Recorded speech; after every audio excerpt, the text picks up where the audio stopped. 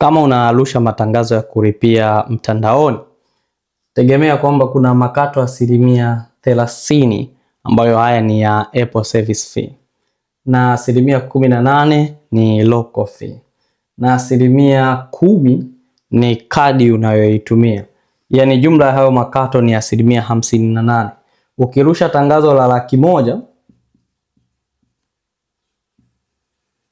tafsiri kuna $58,000 hapa ambayo ni makato. Kwa hiyo badala ya kurusha tangazo la $100,000 ambao wewe utegemea liwe ni ad budget yako, unatakiwa urushe tangazo la $42,000.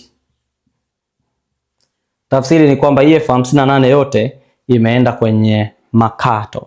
Sasa kwenye sehemu ya subscription hapa kwenye Instagram yetu, nimeweka video zote zinazoelekeza jinsi ya kuepuka makato 58%, ili kila unaporusha matangazo upate faida na sio ishie kuingiza hasara.